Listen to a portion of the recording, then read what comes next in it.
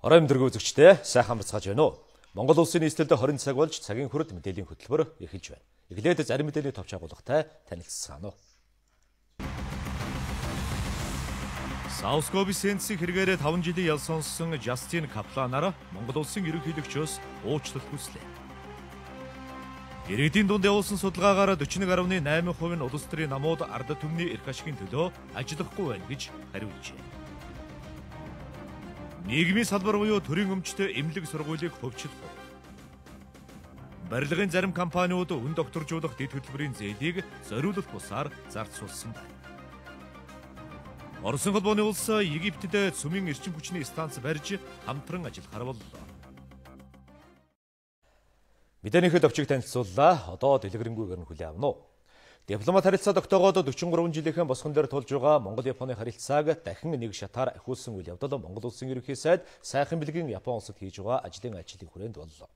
Олон жил ярьж улс өртөө тал талаас нь нэгтлэн байж боловсруулсан Монгол-Японы эдийн засгийн түншлэлийн хэлэлцээрт хоёр орны ерөнхий сайд нар гарын үсэг зурж хамтарсан мэдээллийг хийлээ. Япон улсын Токио хотоос манай сурвалжлагч Пүрв, зураглаач Үлзий баяр нарын ирүүлсэн мэдээг одоо үзүүлье. Монгол-Япон хоёр улс 1972 онд дипломат харилцаа тогтоосон. 1996 онд хоёр тал харилцааг иж бүрэн түншлэлийн зарчмаар хөгжүүлэхээр тохирсон. 2007 онд иж бүрэн түншлэлийн харилцааг шин шатанд хөгжүүлэхээр тохирсон бол 2010 онд Монгол-Япон хоёр улс харилцаагаа шат ахиулж стратегийн түншлэл байгуулжээ. Тэгвэл энэ удаа манай хоёр орны харилцаа хамтын ажиллагаа улам өргөжж эдийн засгийн түншлэлийн хэлэлцээр байгууллаа. Эдийн засгийн түншлэлийн хэлэлцээрт Япон улсын ерөнхий сайд Шинзо Абе, Монгол улсын ерөнхий сайд сайхан бэлэг нар гарын үсэг зурлаа.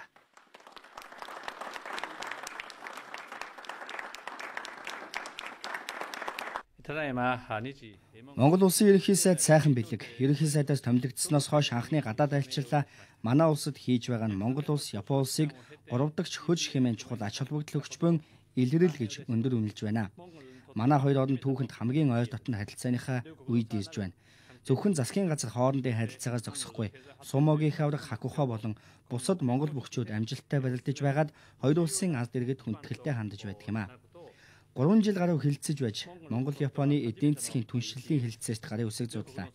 Үүнд маш их баяртай байна. Энэ нь Монгол улсын хувьд эдийн засгийн түншлэлийн анхны хэлэлцээр бөгөөд хоёр улсын харилцааг улам гүнзгийрүүлэх, Монгол улсын эдийн засгийг хөгжүүлэх гэсэн хоёр зорилтыг зэрэг урагшлуулахад чухал үндэс суурь болно гэдэгт итгэл төгс байна. Эдийн засгийн түншлэлийн хэлэлцээрийг ажил хэрэг болгохын төлөө Монголын талтай хамтран ажиллах болно.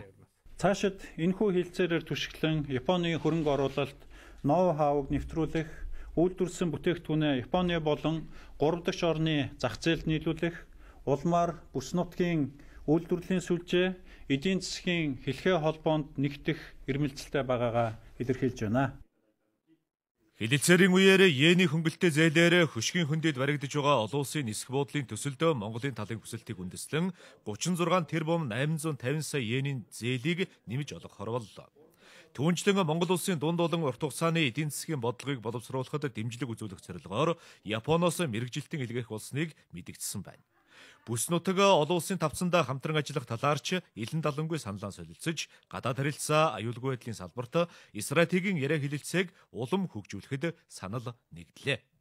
Цаашд ч стратегийн түншлэлд тулгуурлан гадаад харилцаа аюулгүй байдал, эдийн засаг, соёл, хүмүүнлэг зэрэг бүхий салбарт Монгол улстай хамтын ажиллагаагаа улам бэхжүүлэхийн төлөө ажиллана гэдгийг хоёр тал илэрхийллээ. Хэлэлцээрт гарын үсэг зурсны дараа хоёр улсын ерөнхий сайд нар хамтарсан мэдээлэл хийлээ. Манай улсын хувьд дэлхийн орнуудаас анх удаа Япон улстай эдийн засгийн түншлэлийн хэлэлцээр байгууллаа. Японы дотоодын нийт бүтээгдэхүүн 4.9 тэрлион доллар буюу дэлхийд 3 дугаарт ордог.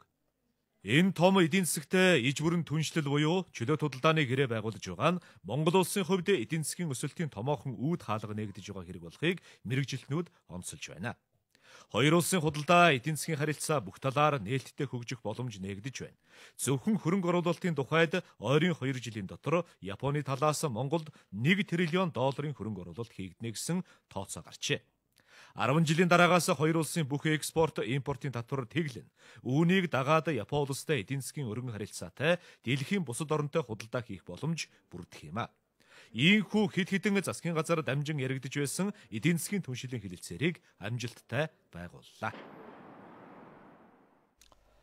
35 тэрбум төгрөг буюу онцгой хэмжээний татвараас зайлсхийсэн хэрэгээр Southcobe Sense компанийн удирдлагуудад дүүргийн эрүүгийн хэргийн анхан шатны 2 дугаар шүүхээс ял оноогод байгаа. Анхан шатны шүүхээс ял сонсон тохиолдолд давж заалдах хэрэгтэй байдаг. Харин Southcobe Sense-ийн хэрэгт холбогдсон 3 иргэний хувьд давж заалтахаас өмнө Монгол улсын ерөнхийлөгчд хандаж өршөөл хүссэн захидал илгээжээ. Урьдчилан хорих 461-р ангид Southcobe Sense-ийн захирлаар ажиллаж байсан Justin Kapla, санхүүгийн нягтлан бодох бүртгэлийн ерөнхий менежерээр нь ажиллаж байсан Christopher David болоод ерөнхий менежер Hilarion Kajkum нар хоригдож байна. Тэдний хувьд 5 жил 10 сарын хугацаатай чанга дэглэмтэй хорих ангид ял идэх шийдвэрийг дүүргийн анхан шатны 2 дугаар шүүхээс сонссон юм а. We have received the court decision yesterday.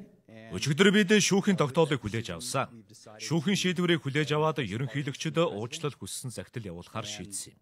Үндсэн хуулинд зааснаар ерөнхийлөгч уучлал үзүүлэх боломжтой гэж ойлгосон. And that's why we've made the request. За манай 3 үйлчлүүлэгчдүүд үндсэн хууль заасан эрхийн дагуу ерөнхийлөгчөөс уучлал хүссэн өргөдлөгчдийг гаргасан. Энэ бол одоо өөрсдийнх нь эрх байгаа учраас тэрхээ хэрэгжүүлээд өргөдөл гаргасан. Давж заалтахгүй гэсэн үг. Шийдвэрийг уучлал хүссэн шийдвэр гаргасан учраас давж заалтахгүй байгаа даа. Southcobe Sense-ийн удирдлагуудад шүүхээс ял оноосны дараа олон мэдээлэл гарсан. Ялангуяа шүүхийн шийдвэр гадаадын хөрөнгө оруулагчдад хандсан буруу дохио болох вэ гэдэг болгоомжлол байлаа. За тэгвэл тэдний хувьд Монгол улсын ерөнхийлөгчд хандаж уучлалт хүсэж байгаа юм байна. Одоо ерөнхийлөгчийн шийдвэрийг хүлээх үлдэж байна. Улсын хурл авилгатай тэмцэх газрын дэд даргаыг томилоод байна. Цаашид авилгатай тэмцэх байгууллага улс төрийн нөлөөнд автахгүй байх, хүний эрхээ шударга ёсыг дээдлэх зарчмыг баримталж ажиллах шаардлагатай гэдгийг улсын хурлын гишүүд шинээр томилогдсон удирдлагад нь санууллаа. Авилгатай тэмцэх байгууллага үйл ажиллагаагаа явуулахдаа зарим талаар хүний эрх шударга ёсыг зөрчих байдал гаргадаг гэж гишүүн Оюнбаатар шүүмжилж байна. Цаашид авилгатай холбогдох хэрэгүүдийг мөрдөн шалгахдаа хүний эрх шударга ёсны зарчмыг баримтлах, хуулийн хүрээнд ажиллах шаардлагатай тухай чуулганы хуралдааны үеэр яригдлаа. Мөрдөгдөж байгаа хүн шоронд нас барлаа. За дараа нь шүүсэн. Тэг шүүгчийн асуудал. Тэг хүний эрх гэдэг талаас ерөөсөө огт анхаарахгүй. Урьдчилан сэргийлэх сурталчилгааны ажил хийдэг, судалгааны ажлууд хийдэг.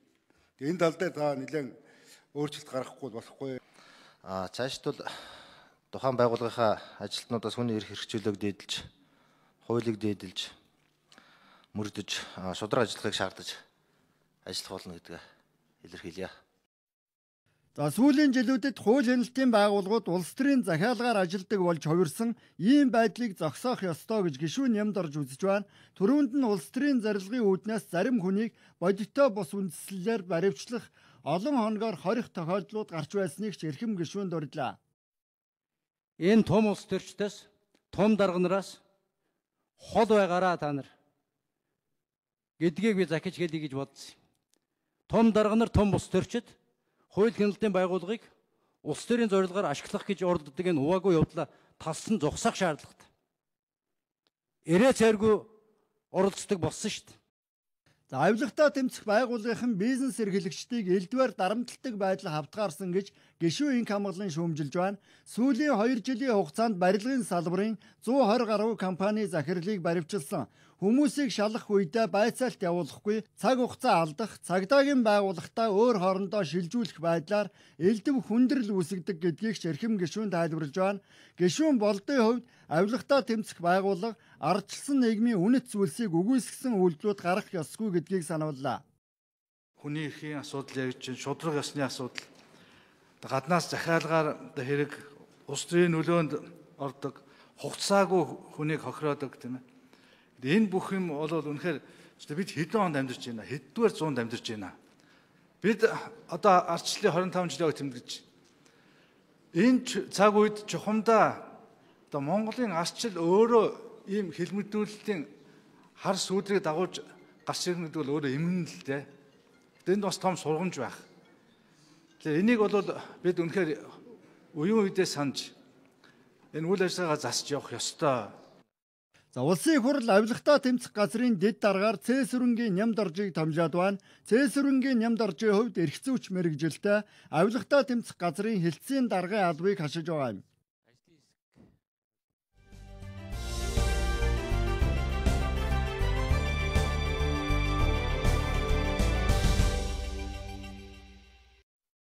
Монголчууд улс төр шашин нийгэм эдийн засгийн тал дээр хэрхэн өөрчлөгдөн хувьсаж байгааг Монгол Улсын их сургуулийн багш судлаачид 10 жилийн давтамжтай судалгаа хийжээ.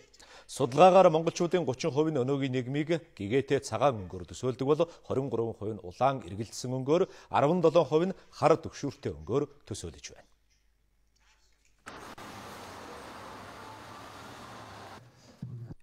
Арван жилийн өмнө монголчууд олонх нь бурхны шашин шүтдэг гэж судалгаанд хариулж байсан бол өнөөдөр 20-30% нь бөөм үргэлэг шүтдэг гэх болжээ. Бас христийн шашин шүтдэг хэсэг бүлгийн тооч нэмэгдсэн байна. Гэхдээ шашин шүтдэг эс шүтдгээс үл хамаарч шашныг мухар сүсгээр бус харин ухамсартайгаар шүтэж эхэлсэн нь судалгаанаас ажиглагдсан байна. Ухамсаргүйгээр шүтснээс ухамсартайгаар одоо шүтэхгүй байсан дээр гэдэг байр суурийг илүү одоо барьж байгаа мó гэсэн урьдчилсан байдлаар ийм дүгнэлт бас өгч болж байгаа юм л да. Тэгэхээр шашны асуудал, сүсгшрлийн асуудалд иргэд маань илүү одоо ухамсартай хандах болсон юм байна. Бас нэг сонирхолтой судалгаа. Улс төрийн хувьд парламентын засаглалд итгэл алдарч байна гэж судалгаанд оролцогчдын олонх нь үзжээ. 41.8% нь улс төрийн намууд ард түмний ашиг сонирхлыг илэрхийлж чадахгүй гэж хариулсан байна. Мөн түүнчлэн намын харьяаллаар ялгуурлан гадуурхагддгүй гэх асуултанд 42.9% нь тийм гэж хариулжээ. Товчхондоо хэлэхэд бол улс төрийн институцийн хувьд бол Монголын улс төрийн институцийн хөгжлөг бол олон нийт бол үндсэндээ жоохон муу байна гэдэг талаас нь дүгнээд дээрээс нь юу гэж хүсэж байна вөхөр зэрэг тодорхой сонгуульд нэр дэвшиж байгаа хүмүүсийг одоо хувь хүн болон тийм ээ хувь хүний мөрийн хөтөлбөр талаас нь харахаасаа илүү намын мөрийн хөтөлбөр одоо бодлого талаас нь илүү их харах хандлага нэмэгдсэн байна. Бага хуваарч гэсэн. Нөгөөх нь бол буурсан гэсэн хувийн талаас харах хандлага. Эндээс бол юу харуулж байгаа нөхөдтэй зүрх улс төрийн институцийг илүү их хүсэмжлэх болсон гэсэн тийм үү нэлээд чадварлаг сайн институцийн хүсэмжлэх болж байгаа гэдэг нь бол нэг жилийн хугацаанд ч гэсэн бас тодорхой хуваар харагдаж байна гэсэн. Орчин үеийн залуусын 54% нь ядуурлаас айдаг бол 34% нь л ганцаардлаас айдаг гэж хариулжээ. Монголчуудын 80-аас дээш хувь нь ядуурах, өр зээлээ төлж чадахгүй болох, ажил төрөл нь бүтэмжгүй болох зэрэгт байнга түгшиж стресстэй явдгаа илэрхийлсэн байна.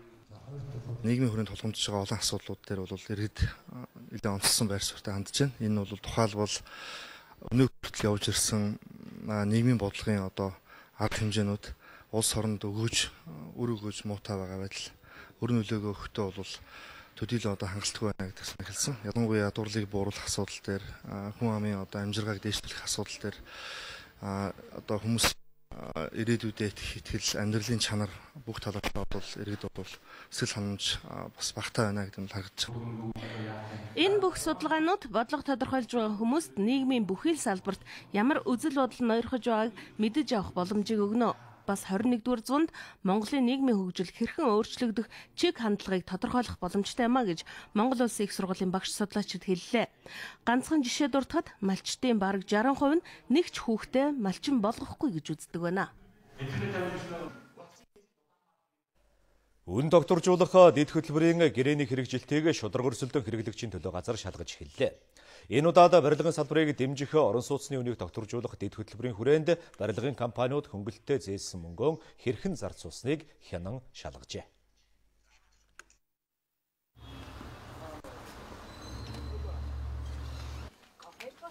Нийтдээ 44 тэрбум 900 сая төгрөгийг үн докторжуулах дэд хөтөлбөрийн хүрээнд барилгын компаниудад жилийн 7% хүүтэй зээлсэн.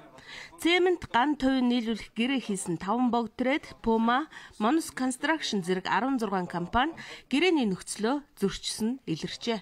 Эдгээр 16 компани хөтөлбөрийн хүрээнд авсан хөнгөлөлтөө зээлийг банкны зах зээлийн хүүгээр тооцсон төлөвлөх, тендерт оролцох эрхээ хязгаарлуулсан этгээдийн бүртгүүлэх асуудлыг холбогдох байгууллагуудад тавихаар болсон. Монгол Улсын их сургуульд сургууль дотроо анги солон шилжин суралцахад 300 мянгаас 3 сая төгрөгийн төлбөр төлдөг байсан байна. Энэ төлбөрийг шудраг бусаар оюутнуудаас авсан гэж шудраг өрсөлдөө хэрэглэгчийн төлөө газар үзсэн Монгол Улсын их сургууль 2 шатны шүүхэд хандсан боловч шийдвэр нь шудраг өрсөлдөө хэрэглэгчийн төлөө газрын талд гарсан байна. Тиймээс Монгол Улсын их сургуулийн оюутнууд сургууль дотроо шилжин суралцсны төлбөрөө зохих ёсоор нэхэмжлэн буцаан авч болно гэсэн үг. За мөн энэ удаа Mobicom корпорац хэрэглэгчдэд роуминг үйлчилгээнийхээ үн тарифын мэдээллийг тодорхой өгдөггүйгээс хэрэглэгчид хохирдог болохыг тогтоожээ. Тухайлбал таны төлбөр 300 мянган төгрөг болсон тул үйлчилгээг хязгаарласан гэх мессеж илгээдэг боловч төлбөрөө хийхэд үүнээс өндөр төлбөр гардаг тохиолдол олон гарчээ. Mobicom корпорацаас хэрэглэгчдэд одоо үнэн зөв мэдээллийг олгодгүй улмаас одоо хэрэглэгчдэд одоо хүндрэлтэй нөхцөл байдлыг бий болгосон гэж үзсэн. За тийм учраас эдгээр одоо зөрчлийг арилгах энэ шаардлагыг Mobicom корпорацид улсын байцаагчийн албан шаардлагаар хөргүүлсэн байгаа. Түүнчлэн шудраг өрсөлдөө хэрэглэгчийн төлөө газар нийслэлийн иргэдийн төлөөлөгчдийн хурлын тэргүүлэгчид өрсөлдөөний болон хэрэглэгчдийн сонголтыг хязгаарласан шийдвэр гаргасан гэж үзэж байна. Иргэдэд газар өмчлүүлэх шийдвэр гаргахдаа кадастрын зураглал хийх 200 гаруй аж ахуйн нэгжээс ердөө 5-ыг нь сонгон шалгаруулсан нь өрсөлдөөний тухай хуулийг зөрчсөн арга хэмжээ болсон гэж байна. Тиймээс нийслэлийн иргэдийн төлөөлөгчдийн хурлын тэргүүлэгчдийн газар өмчлүүлэх тухай журмын заалтыг хүчингүй болгожээ.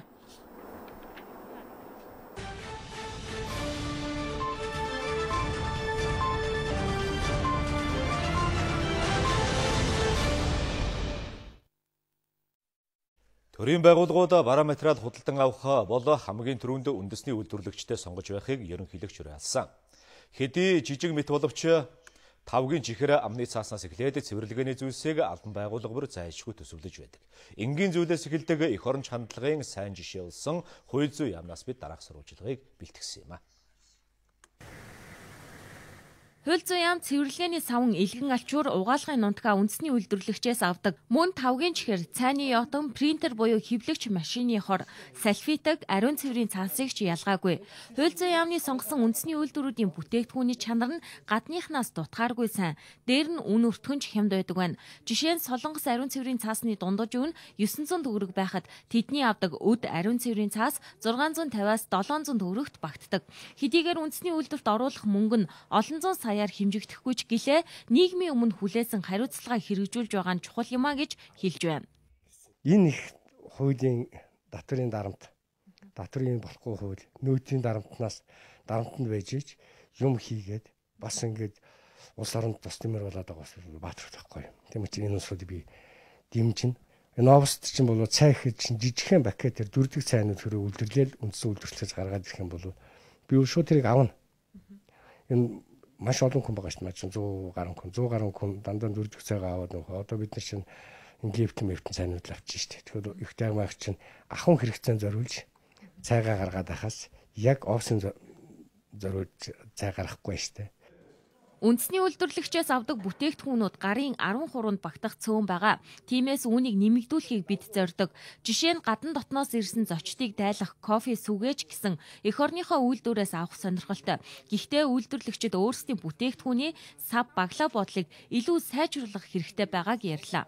Олон улсын стандартад нийцсэн нэг удаагийн савлгаатай кофе бүтээгдэхүүн авъя гэдээ ингээд эрэлт хайгуул хийсэн.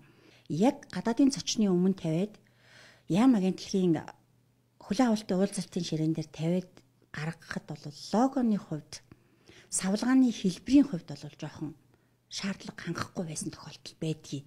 Тийм учраас бид нар яах юм гэхээр энийг бол тодорхой хэмжээгээр бас сайжруулах талаар хийгээд өгөөч.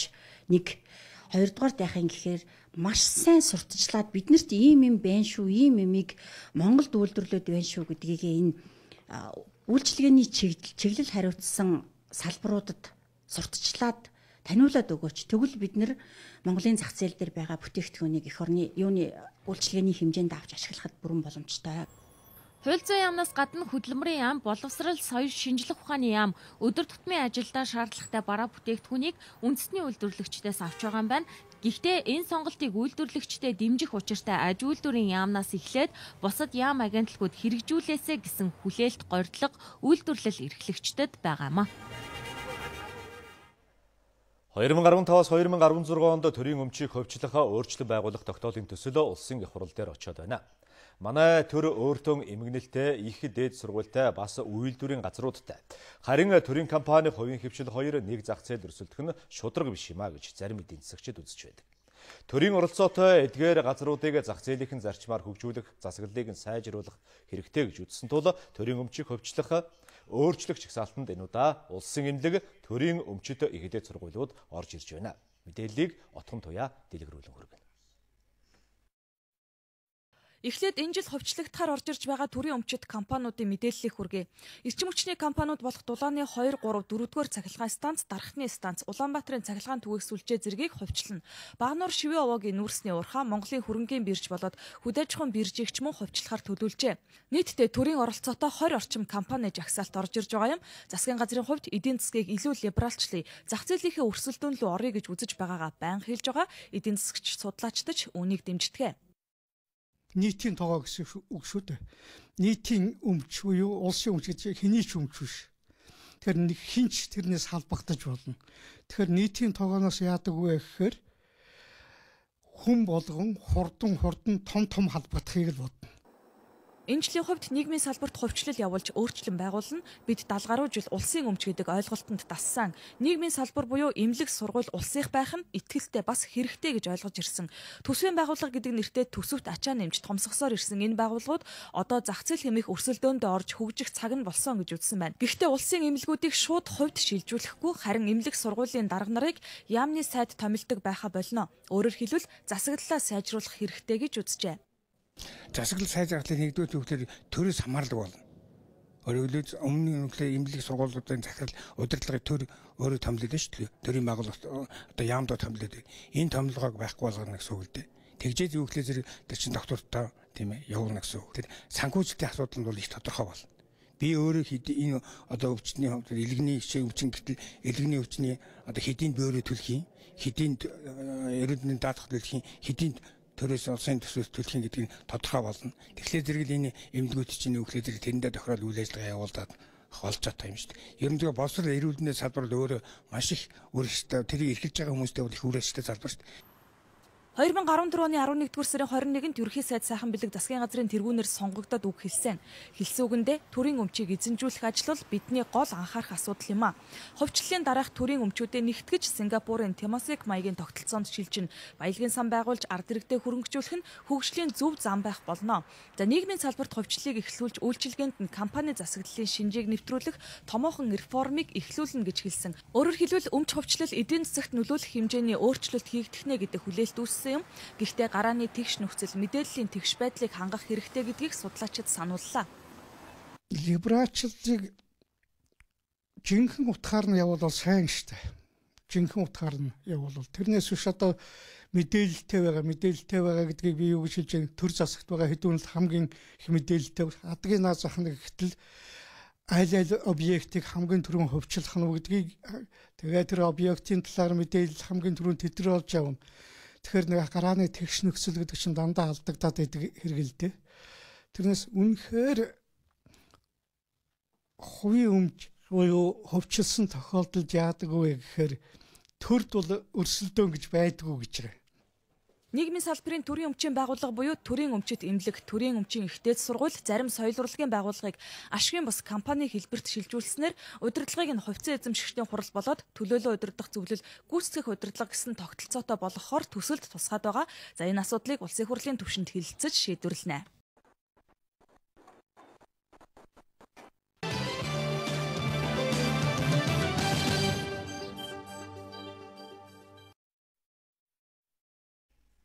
Өвөрхөнгөө аймаг хөдөөсөмдөд ажилгүй байгаа иргэдэн мэрэгжлийн сургалтанд хамруулж ажлын багаж тоног төхөөрөмжөөр хангаж эхэллээ.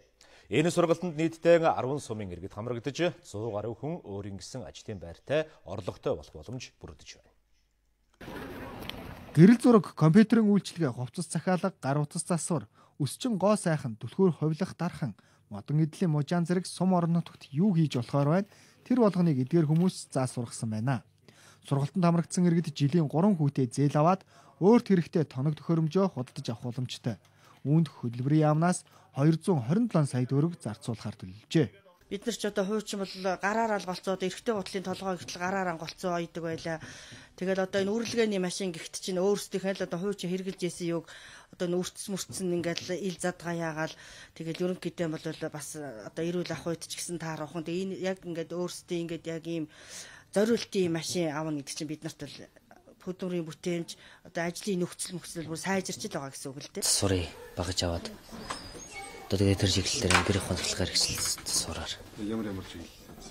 Одоо тэгэл угаалгын машин, хөргөвчл, дөөгчл, халуунтгоо янз бүрийн гэрээ одоо гэрээ хот ямар л цахилгаан хэрэгслэн тэр бүгдийг л засна. Сургалт нийт 6 чиглэлээр явагдсан. Мэргэжлийн чиглэлээ орон нутгаас санал асууж, эрэлт хэрэгцээ байгаа ажлын байран дээр хүмүүсээ бэлтгэжээ. Тухайлбал зарим суманд хувцас захиалга, түлхүүр хувилах, модон эдлийн мужаан зэргийн үйлчлэгээ байдгүй. Тиймээс эдгээр иргэд сумандаа очиход бэлэн ажлын байртай гэсэн үг ээ. 10 сумыг сонгохдоо бол яг ер нь бол одоо хөдөлмөр эрхлэлтийн ажилгүй иргэдийн тоо. За эдгээр энэ бол харгалж байгаа бол хөдөлмөр эрхлэлтийн хэлтс яам хоёр сонгосон байна. Тийм тэгээд одоо энэ сонгосон 10 сумдаа бол энэ тоонд төхөөрөмж өгж. Тэгэхээр харьцангуй одоо бас манай аймагт бол ажлын байр их эрэлт хэрэгцээтэй тийм ээ хуамын тоо олонтой ийм сумдуудад сонгогдсон. Өвөр ангаа аймаг нийт 19 сумтай үлдсэн 9 суманд төслийг удахгүй хэрэгжүүлнэ. Ингэснээр нэг суманд 10-аас 12 хүн шинээр ажлын байртай болно гэсэн судалгаа байгаа юм байна. Говьолтой аймагт сар шинийн баяр зориулсан цагаан сар 2015 үзэсгэлэн худалдаа зохион байгуулагдлаа. Орон нутгийн иргэдээс гадна Завхан Архангай аймгийн үйлдвэр эрхлэгчид оролцдог энэ үзэсгэлэн худалдааг 6 дахь жилдээ зохион байгуулж байна. Энэ талаарх мэдээллийг манай орон нутгийн сурвалжлагч ирүүлжээ. Цагаан сар 2015 үзэсгэлэн худалдааг Говьолтой аймгийн 9 булаг сумын засаг даргын тамгын газар аймгийн хөдөлмөрийн хэтэлц худалдаа аж үйлдвэрийн тамхин хамтран зохион байгуулжээ. Үзэсгэлэн худалдаанд 80 гаруй иргэн аж ахуйн нэгжүүд оролцсон байна. Арга хэмжээг цагаан сарын өмнө жилбэр зохион байгуулдаг боломжтой. Баярын үзэсгэлэн худалдаанд оролцож байна. Жил болгон ингэж болдог. Манай энэ аймагтын үзэсгэлэн худалдаа сайхан болдог. Зохион байгуулж байгаа хүмүүс нь сайхан байна. Энэ үзэсгэлэн худалдаа нь иргэдэд нэг дороос бараа бүтээгдэхүүнээ худалдаж авах боломжийг бүрдүүлдгээс гадна үндэсний үйлдвэрлэгч нарт бараа бүтээгдэхүүнээ чанарыг сайжруулах туршлага болдог байна. Энэ үзэсгэлэн худалдаа нь жилээс жилд өргөжин тэлж байгааг орон нутгийн иргэд хэлж байсан юм а.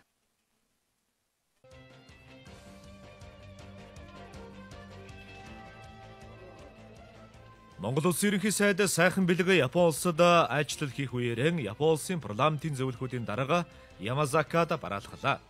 Энэ үеэр ерөнхий сайд Ямазакад хандан 2 орны хамтын ажиллагааг хөгжүүлэх нь Монголын гадаад бодлогын тэргүүлэх чиглэлийн нэг бөгөөд 3 дахь хөрш Япон улстай хөгжүүлж байгаа энэхүү хамтын ажиллагаанд Монгол улсын засгийн газар өндөр ач холбогдол өгч байгааг онцолсон байна. Өнөөдөр болсон үндсэн хуулийн цэцгийн их суудлын хуралдаанаар хуульчин эрх зүйн байдлын тухай хуулийн зарим заалт, үндсэн хуулийн холбогдох заалтыг зөрчсөн эсэх тухай маргааныг хянаж хэлэлцсэн байна. Үндсэн хуулийн цэцээ эцсийн шийдвэр гаргахтаа хуульчин эрх зүйн байдлын тухай хуулийн 3 дугаар зүйлийн 3-ийн 1-ийн 3 дахь заалтыг хүчингүй болгожээ. Энэ хуулийн заалт нь үндсэн хуулийн шударга ёс, тэгш байдлын зарчим, ажил мэргэжлийн чөлөөтэй сонгох, иргэний эрхийг тус зөрчсөн байна гэж үзсэн учраас ийм шийдвэрийг гаргасан байна. Улсын хурл ашигт малтмлын тухай хуульд нэмэлт өөрчлөлт оруулахаар хэлэлцэж эхэллээ. Ашиглалтын тусгай зөвшөөрөл эзэмшигч нь тухайн ордод дэх төрийн эзэмшлийн хувь хэмжээг хэвээр хадгалах, эсвэл тусгай төлбөр төлж төрийн эзэмшлийн хувь хэмжээг шилжүүлж авах сонголтыг хийдэг байх саналыг засгийн газар улсын их хурлд гаргаад байна. Манай улсын нийт хүн амын 97% нь эрүүл мэндийн даатгалд хамрагдсан байдаг. Иргэд даатгал төлснөөрөө жилд 1,800,000 төгрөгтэй тэнцвэц эрүүл мэндийн тусламж үйлчилгээг авах хэрэгтэй болдог юм а. Энэ үйлчилгээг иргэдэд хүргэдэг эмнэлэг болон эрүүл мэндийн байгууллагуудтай өнөөдөр эрүүл мэндийн даатгалын газар хамтран ажиллах гэрээг шинжилэн байгууллаа. 2015 онд нийт 989 эрүүл мэндийн байгууллага даатгуулагч иргэдэд эрүүл мэндийн үйлчилгээ үзүүлэх юм байна.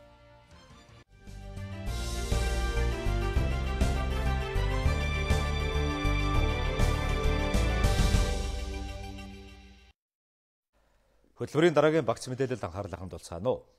Бусдын дарамт шахалт хүчирхийлэлд өртсөн хүүхдүүд хаана хинт хандхаа төдийлөн мэддэг вэ? Үүнээс болж тэд сургууль завсардах, гэр орноос нь сухтад төрөлдгийг хүүхдийн эрхийг хамгаалагчид хэлдэг юм. Тэгвэл тэднийг эрсдлээс хамгаалж, зөвлөгөө тусламж үзүүлэх төв нийслэлийн хүүхэд гэр бүлийн хөгжлийн газрын дэргэд байгуулагдлаа. Хүүхэд хамгааллын 108 утсанд хандсан хүүхдүүдийн 40 гаруй хувь нь өөрт нь тулгарсан асуудлаа хэрхэн яаж шийдэх тухай зөвлөгөө хүсдэг юм байна.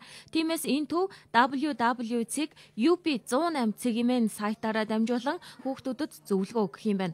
Өөрийнх нь эрхэнд хэн нэгэн халдсан, за бие махбодод нь гэмтэл учруулсан гэд тулгамдж байгаа эрхэн зөрчигдсөн асуудлуудаа хэн нэгэнд хэлж чадахгүй байвал сэтгэл зүйчтэй холбогдож асуудлаа шийдвэрлэх боломжтой.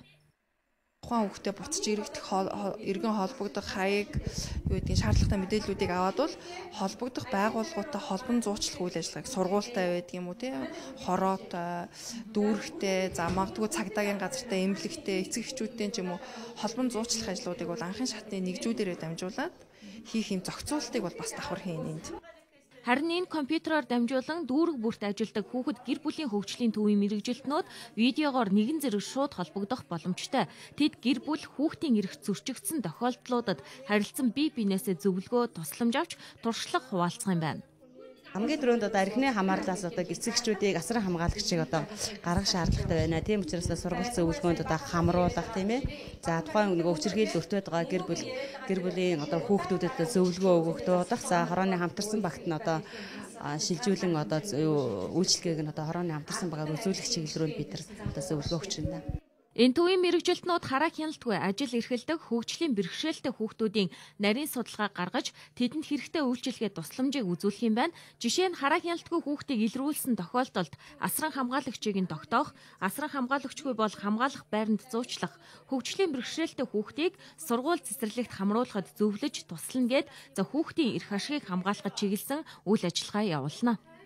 Асуудалтай буюу одоо хүнд нөхцөлд амьдарч байгаа гэр бүл хүүхдүүдийн бүртгэлийг бид нар бас онлайн хэлбэрт шилжүүлсэн байгаа. Өөрөөр хэлбэл хорон дээр одоо тэр хүүхдүүдийн талаар тэр гэр бүлийн талаар мэдээлэл ирэхэд манай одоо бүртгэлийн програмд тэр хүүхдийн мэдээлэл ороод ингэснээрээ бас нөгөө дүүрэг хорооноос тэр хүүхд рүү одоо үйлчлэгийг маш шуурхан онлайнаар мэдээлэл аваад шуурхаа хурж очиж үйлчлэх тэр үйлчлэгээнийхэн талаарх бид нар арга зүйн зөвлөгөөг эндээс бас онлайнаар өгөх ийм одоо төргөн шуурхаа үйлчлэгээний хэлбэрүүд л бий болоод байна гэсэн. Нийслэлийн хүүхэд гэр бүлийн хөгжлийн төвд байгуулагдсан яг энэ жишг төвийг дүүрэг бүрт байгуулахаар төлөвлөсөн байна.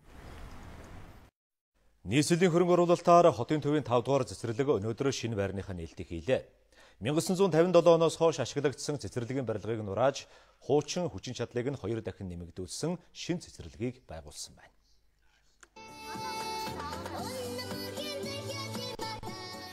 Өнөөдөр дайр ихэд шинэ цэцэрлэг нээлттэй хийсэн. Тэр цэцэрлэгийн барилгын ажил 4 сар үргэлжилсэн. Харин 300 гаруй гарын үсэгтээ зөвшөөрөл авахын тулд барилгын компани бүтэн жил хүлээжээ. Ийм жишээг хотын дарга 5 дугаар цэцэрлэгийн нээлтэн дээр хэллээ. Хүүхдүүдэд цэцэрлэгтээ сургуультай болгоё гэж нийгмээрээ дуурч байхад хаан ч ийм хүн суртал байх ёсгүй гэж тэрээр хэлж байсан юм. Гэхдээ өнөөдөр энэ барилгыг барьсан компани дарихийн цэцэрлэг барьсан компани шиг зовлон амсаагүй. Өнгөрсөн 4-р сараас барилгын ажил эхэлж өнөөдөр нээлттэй хийж байна. Яг гэвэл нийслэлийн засаг даргын тамгын газрын ажилтнуудын хүүхдүүд энэ цэцэрлэгт явна. Засаг даргын санаачлагаар энэ цэцэрлэгт хотын төв орчимд ажилладаг хүмүүсийн хүүхдүүдийг хамруулна. Нийслэлийн засаг даргын тамгын газраас санхүүжилтийг гаргаад ингээ барьж байгаа. Өөрөөр хэлбэл ер нь бол цаашдаа цэцэрлэгүүд бол ер нь улсын төсвөөс гэдэг юм уу төвлөрсөн байдлаар цэцэрлэгүүд барихаас гадна байгууллагууд одоо дэрэгтэй цэцэрлэгтэй баягдаг санаачлагыг бол анх удаа нийслэлийн засаг даргын тамгын газрынхаа маань гаргаад энийг хэрэгжүүлээд явж байгаа. Яг энэ ажлын хүрээнд гэхэд өнгөрсөн 2014 онд нийтдээ төрийн бус өмчийн 8 цэцэрлэг одоо 8 байгууллага дэрэгтэй цэцэрлэг байгуулсан байна. Нийт байгуулсан орны тоолонд 1072 ороор байгуулсан байна. Энэ бол цаашдаа одоо ийм шинэ хандлага гарч иж байгаагаар бол үнэхээр сайхан зүйл болж байна. Цэцэрлэгийн нэг бүлэг 2 ангитай. Өөрөөр хэлбэл бүлэг тус бүрт хүүхдүүд нойрсох өрөөтэй бас хичээл хийж тоглох өрөө нь тусдаа. Яг ийм цэцэрлэгийн байр бол одоо шинээр баригдах цэцэрлэгүүдийн шинэ стандарт юм а. Хүүхдүүдэд болон дотор нь ажиллаж байгаа багш, ажилчид хүмүүст хүүхдүүдтэй маш юм тав тогтой орчныг бүрдүүлсэн юм сайхан юм байна. Хуучин 5 дугаар цэцэрлэг 120 хүүхдийн багтаамжтай байсан бол өнөөдөр 240 хүүхд хүлээж авах боломжтой болжээ. Гэхдээ Улаанбаатар хотын бүх хүүхдийг цэцэрлэгт хамруулахын тулд 1000 ийм цэцэрлэг дахин барих хэрэгтэй. Тиймээс нэг ангид 20 хүүхэд авдаг бол ядаж 40 хүүхэд авч цэцэрлэгийн насныхныг аль болох хамруулах бодлогыг нийслэлийн боловсролын газраас баримтж байгаа юм. Амжилттай авьяас бэлгээрээ Монгол түмнээ мандайсан оны алдартнуудыг өнөөдөр сонин сар шинийн өмнө тодруулдаг боломжтой. 2014 он буюу морин жилийн тэргуун алдартнаар Японы мэрэгжлийн сумод 33 удаа төрүүлж, бүх цаг үеийн дээд амжилтыг шинжилэн тогтоосон Мөнх хотын даваа жаргал тодорсон байна. Морин жилийн 9 алдартны жагсаалтанд Монгол улсын ерөнхийлөгч захиагийн элбэгдөрж чөлөөт бүхийн дэлхийн аварга Цэрэн чимэд саяхан мэндэлсэн Монгол улсын 3 сая дахь иргэн монголчин нар тэргүүг нь багтжээ. Мөн ерөнхий сайд асан алтан хуйг Монгол Ардын намын дарга инх болд ерөнхий сайд сайхан бэлэг Чингис хааны одонд академич Намсрай нар энэ жагсаалтыг өнгөлжээ. Мөн жудаа бүхийн дэлхийн аварга Монгол улсын гавьяа тамирчин Болдоотор улсын их хурлын дарга Зандаа хүүгийн инх болд нар морин жилийн алдартнаар тодорсон байна. Бүх дэлхийн номын сангаар ороод Намсрай гэсэн хайлт хийхээр бол бүх дэлхийн номын сангуудаар бол бүтээлүүд нь бол гарч ирдэгтэй бол маш их бахархалтай байдаг. Энэ бол манай ард түмний минь бас нэг аюуны бүтээл юм гэж би өөрөө хувьдаа үнэлж явдаг юм аа. 14 онд гаргасан амжилтыг маань одоо манай баг хамт олонны амжилтыг маань одоо үнэлж байгаа болоо гэж бодож байна. Тэгээд цаашдаа улам их хичээж одоо бэлтгэл сургалтаа эрчимтэй улам их амжилт гаргахын төлөө хичээх болно. Энэ шалгаруулалтанд эмч багш малчин тариаланч зохиолч эрдэмтдээс ахуулаад сурагч оюутнууд гээд нийгмийн төлөөлөл бүрээс бүрдсэн 100 хүнээс дээрх саналыг авч нэгтгэн дүгнэн 10 эрхмийг тодруулдаг боломжтой. Тиймээс энэ шалгаруулалт нь хэсэг бүлгийн эрх ашиг хэн нэгний санаа зорилгоос ангид хамгийн шударга шалгаруулалт байж чаддгаа гэж өнөөдөр сонирхон хэлж байсан юм а.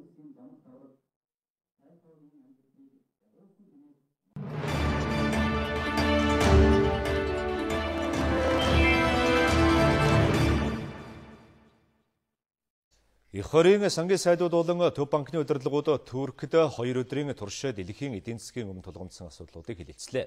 Уулзалтын төгсгөлд дэлхийн эдийн засгийн өсөлтийг дэмжих стратеги хэрэгжүүлэх, мөн терроризмын санхүүжилтийг зогсооход одоогийн авч хэрэгжүүлж байгаа арга хэмжээг нэмэгдүүлэх тухай хамтарсан мэдээлэл гаргасан байна. Түүнчлэн их хорь дэлхийн эдийн засгийн өсөлт еврогийн бүс болоод Японы эдийн засагт өсөлт удаашилснаас үүдээд тэгш бус байгааг хүлээн зөвшөөрсөн байна. Их хорийн шийдвэрийн дагуу тус бүлгийн орнууд алан хядагчдтай холбоотой мэдээлэлээ солилцох, алан хядагчдын хөрөнгийг зарцаахад олон улсын зайлшгүй мөрдөх стандартыг дагах үүрэг хүлээж байна.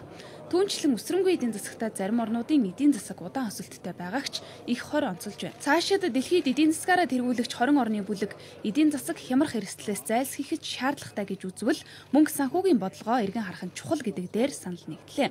Мөн газрын тосны ханшийн огцон муналт дэлхийн эдийн засгийн өсөлтөнд зарим талаараа нөлөө үзүүлж байгаач газрын тос үйлдвэрлэгч орнуудын эдийн засагт сөрөг нөлөө үзүүлж байгааг онцолсон юм а. Өөрөөр хэлбэл газрын тосны ханш улам буураад байвал дефляц үүсэх аюултайг сангийн сайдууд анхаарууллаа. Түүнчлэн их хорь Грекийн үр зээлийг ямар зарчмаар шийдвэрлэх вэ гэдэг бас нэг чухал асуудлыг хэлэлцлээ. Олон улсаас авсан үр зээлийнхээ тодорхой хувийг тэглүүлэх сонирхолтой байгаа Грекийн байр суурийг Герман улс хүчтэй шүүмжилж байна. За бид дахиад шинэ хөтөлбөр хэлэлцэхгүй. Грек зээл олох хөтөлбөрийг 2012 оны сүүлээр хэлэлцээд баталчихсан. Тиймээс энэ хөтөлбөрийг тройка бүлэг шалгах ёстой. Хэрв Грек одоогийн энэ хөтөлбөрөөс гарлаа гэвэл бидний хувьд Гректэй хийж байгаа яриа хэлэлцээгээ зогсооно. Миний бодлоор өмнө баталсан дүрм журмаар зарим асуудлыг тодорхой болгох нь зүйтэй байх.